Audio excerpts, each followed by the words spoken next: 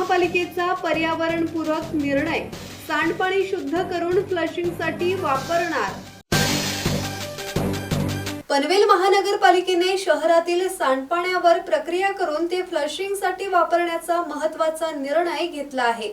आयुक्त मंगेश चितळे यांनी सांगितले की अस्तित्वात असलेल्या सांडपाण्यावर योग्य प्रक्रिया करून ते पाणी फ्लशिंगसाठी उपलब्ध करण्यात येणार आहे। पनवेलमधील चालू आणि भविष्यातील नवीन बांधकाम प्रकल्पांमध्ये ड्युअल पाईपलाईन योजनेतून हे पाणी वापरण्यात येणार आहे।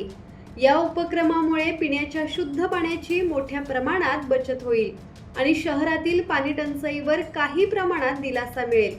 फ्लशिंगसाठी पुनर्वापर केलेले पाणी वापरण्यामुळे नागरिकांच्या पाण्याच्या बिलात घट होण्याचीही शक्यता आहे। महापालिकेचा हा निर्णय पर्यावरणपूरक असून जलसंधारणाच्या दृष्टीने महत्त्वपूर्ण पाऊल मानला जात आहे। शहराला सद्यस्थितीमध्ये पाण्याचा जो भीषण प्रश्न आता आपल्याला उद्भवतो आहे, त्या अनुषंगाने अस्तित्वामध्ये असलेले सांडपाणी जे आहे त्याच्यावरती मलनिःसरण प्रक्रिया त्या ठिकाणी आपण एसटीपी बांधतो, त्या पद्धतीने टीटीपी बांधायची, टर्शरी ट्रीटमेंट करायची त्यावरती।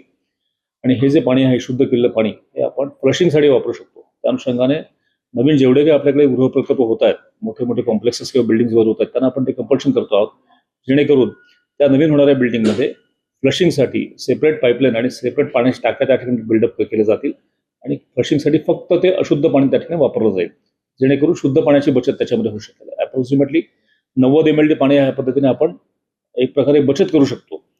त्यामुळे पाण्याची बचत पण नागरिकांची होईल, पाण्याचे बिल देखील नागरिकांना कमी होऊ शकतं। मनोज विंगारडे, संवाद मराठी लाईव्ह, पनवेल।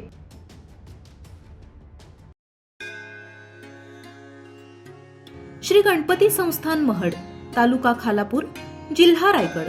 श्री वरद विनायकाच्या भक्तांसाठी भक्त निवासाची सोय, स्वच्छता आणि 24 तास गरम पाणी, सीसीटीव्हीची नजर। आगाऊ नोंदणीसाठी संपर्क करा 02192 26 69 12 72 76 47 38 54।